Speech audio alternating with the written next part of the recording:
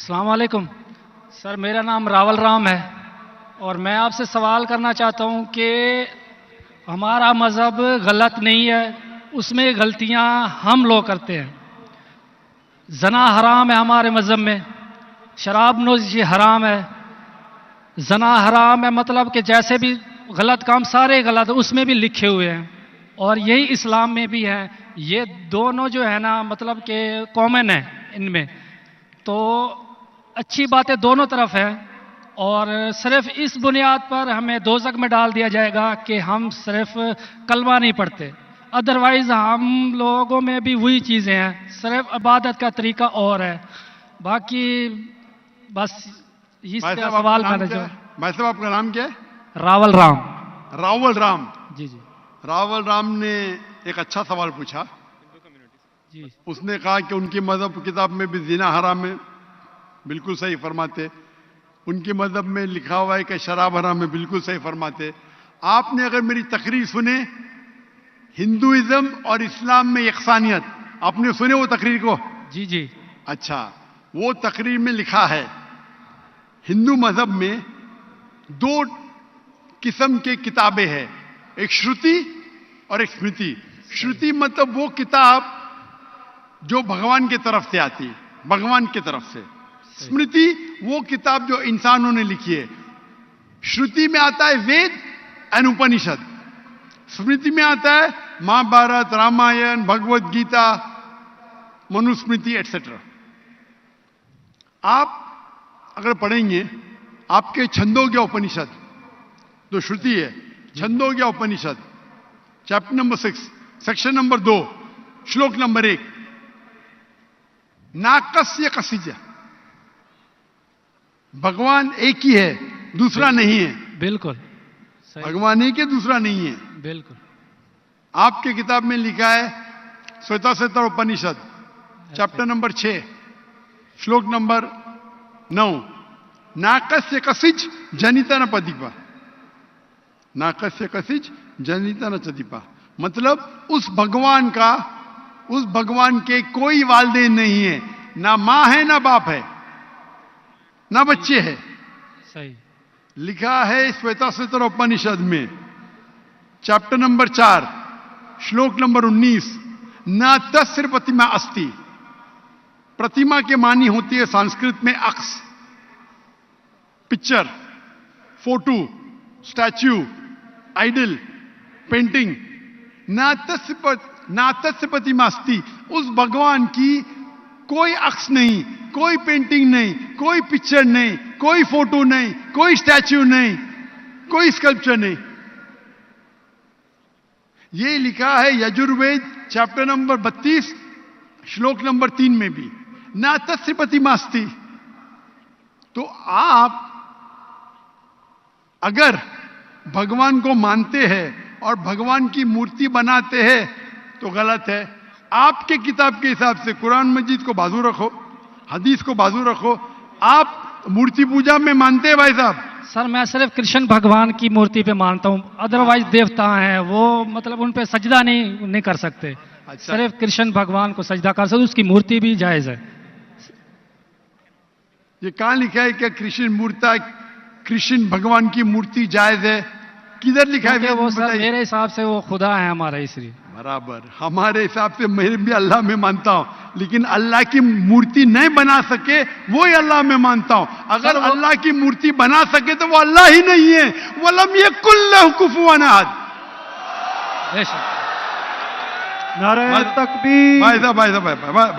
भाई, हमारे गैर मुसलमान भाई मुझसे सवाल पूछ रहे। तकबीर अच्छी बात है, लेकिन अभी सवाल जवाब हो रहा है।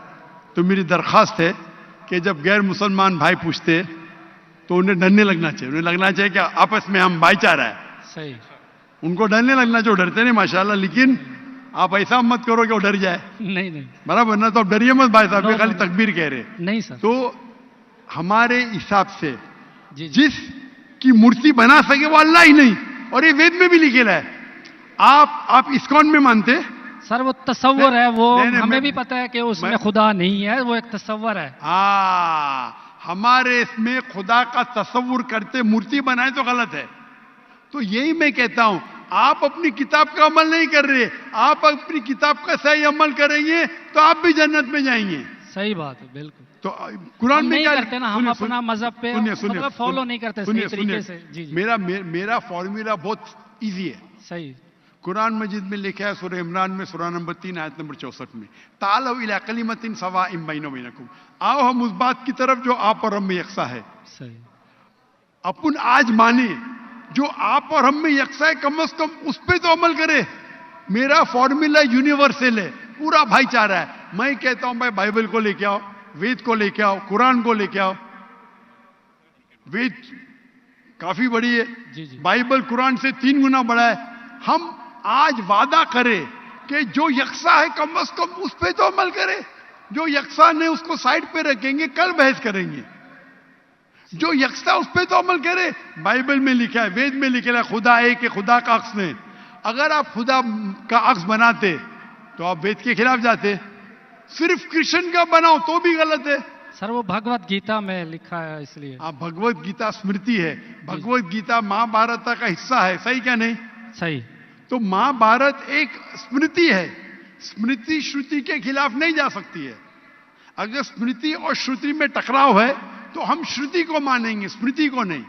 वेद और उपनिषद सबसे ऊपर है। सही। तो आपका एक पीएचडी टीचर है, वो कुछ कहता है, और एक बैचलर है। आप पीएचडी वाले उस्ताद को मानेंगे या जो बैचलर के डिग्री वाले उस्ताद को मानेंगे? किसको मानेंगे?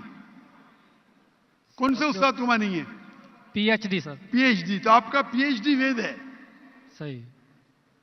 तो अगर आप मूर्ति पूजा छोड़ देंगे और आपके किताब में लिखा हुआ है, आपके किताब में लिखा है कि आखिरी पैगंबर आने वाले हैं, और आप वेद पढ़ेंगे और पुराना पढ़ेंगे, उसके अंदर कई जगह पे लिखा है कि आखिरी पैगंबर मोहम्मद सल्लल्लाहु अलैहि वसल्लम है।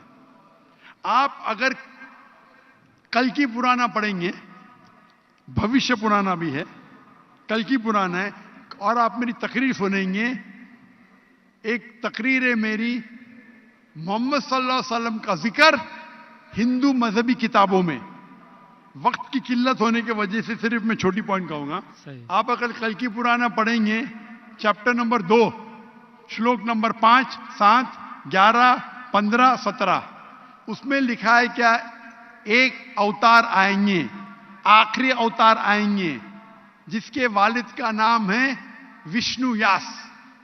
विष्णु मतलब भगवान, जी जी। व्यास मतलब उसका बंदा, उसका सर्वेंट। अरबी में तर्जुमा करेंगे तो अब्दुल्ला होता है। आखिरी पैगंबर आएंगे जिसका वालिद के नाम अब्दुल्ला है। उसके मां का नाम है सुमति। सुमति संस्कृत में मतलब अमन, शांति। अरबी में कहेंगे आमिना। मोहम्मद सल्लल्लाहु अलैहि वसल्लम के मां का नाम था आमिना। वो पैदा होंगे एक अमन शहर में, मक्का। उस शहर के ग्रोह के लीडर के कबीले में पैदा होंगे, कुरैश के कबीले में। उसके 4 करीब दोस्त होंगे। जिक्र हो रहा है खुलफा राशिदीन का। और मोहम्मद सल्लल्लाहु अलैहि वसल्लम का जिक्र तो बहुत लंबा है, 2 घंटे की तकरीर दे सकता हूं मैं। सही। तो अगर आप अपनी किताब में मानते, आपको मानना पड़ेगा कि आखिरी पैगंबर मोहम्मद सल्लल्लाहु अलैहि वसल्लम है। आप मानते कि आखिरी पैगंबर मोहम्मद सल्लल्लाहु अलैहि वसल्लम है? सर मैं पढ़ी नहीं है, मैं भी बस ऐसे मतलब कोई सही तरीके से नहीं पढ़ा है, इसलिए मुझे पता नहीं है उसमें। नहीं पढ़ा तो गलती किसकी? मेरी या मेरी गलती है, मैं मान रहा हूं। तो आप हमारे यहाँ से करोड़ों लोग हैं जो नहीं फॉलो करते हमारे मजहब को, इसीलिए हिंदुस्तान में जब मेरी तकरीर होती है, जी जी, तो हिंदू का मजमा इससे बड़ा होता है। बिल्कुल देखा है। 5 लाख, 10 लाख, 25%, 20% गैर मुस्लिम होते, 20% हिंदू होते। तो 10 लाख का 20% कितना हुआ? 2 लाख। ये 2 लाख का तो मजमा नहीं ना, क्योंकि हिंदुस्तानी मुझसे मोहब्बत करते हैं जी, और गैर मुस्लिम भी मोहब्बत करते हैं। वो पॉलिटिशियन है जो प्रॉब्लम होता है उनको, वोट बैंक का प्रॉब्लम है। अरे हम लोग तो हार जाएंगे अभी। हिंदू जब मेरी तकरीर सुनते कहते कि 2 घंटे में हमने वो सीखा जो हमने 40 साल हमें पता नहीं था। सही। तो मैं अभी जो मैं हवाला दिया, रेफरेंस के साथ आपकी किताब का हवाला दिया, तो आप अगर सच्चे हिंदू है तो आपको मानना पड़ेगा कि एक भगवान है, उस भगवान की मूर्ति नहीं है, उसके आखिरी पैगंबर मोहम्मद सल्लल्लाहु अलैहि वसल्लम है।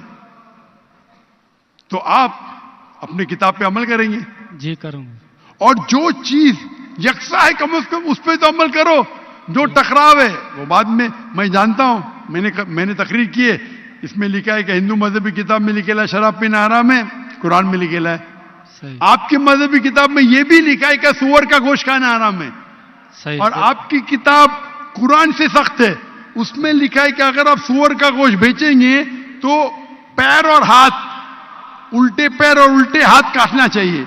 ये किधर हदीस में नहीं लिखेला है, ना कुरान में लिखेला। आपकी मजहबी किताब मनुस्मृति में लिखा हुआ है कि आप उल्टे हाथ और उल्टे पैर काटो अगर वो सुअर का गोश्त बेचता है तो। सही। तो अगर आप सही हिंदू है, आपकी मजहबी किताब पढ़ो। आपकी मजहबी किताब में लिखा हुआ है कि आखिरी पैगंबर आएंगे और आखिरी पैगाम देंगे। आखिरी पैगंबर मोहम्मद सल्लल्लाहु अलैहि वसल्लम है और आखिरी पैगाम है कुरान मजीद। सही। तो अगर आप सच्चे हिंदू हैं तो आपको कुरान मजीद और मोहम्मद सल्लल्लाहु अलैहि वसल्लम की बात मानना पड़ेगा। आप देखेंगे हिंदुस्तान में हजारों की तादाद में हिंदू इस्लाम कबूल किए। अल्लाह हिदायत दिया, मेरे वजह से ने, अल्लाह ने उन्हें हिदायत दिया कि मेरे तकरीर के बाद कई लोग, चाहे मजमे में चाहे घर पे, अल्लाह उन्हें हिदायत दे रहा है। मैं आपसे पूछना चाहता हूं, आप मानते हैं कि अल्लाह के आखिरी नबी मोहम्मद सल्लल्लाहु अलैहि वसल्लम है? सर मैंने अभी देखना है, जाके पढ़नी है किताब, अगर उसमें है तो ठीक है, सही बात है। तो मेरी आपसे दरखास्त है कि आप मेरा वीडियो कैसेट जी। हिंदुइज्म और इस्लाम में यकसानियत देखिए, जी। और उसको देखने के बाद अगर कोई सवाल है तो मुझसे पूछिए। अगर आपको यकीन आता है तो हक है, तो मैं आपको दावत देता हूं कि हक का पैगाम को एक्सेप्ट करो और इंशाअल्लाह ये आपके लिए राह नजात बनेंगी इंशाअल्लाह।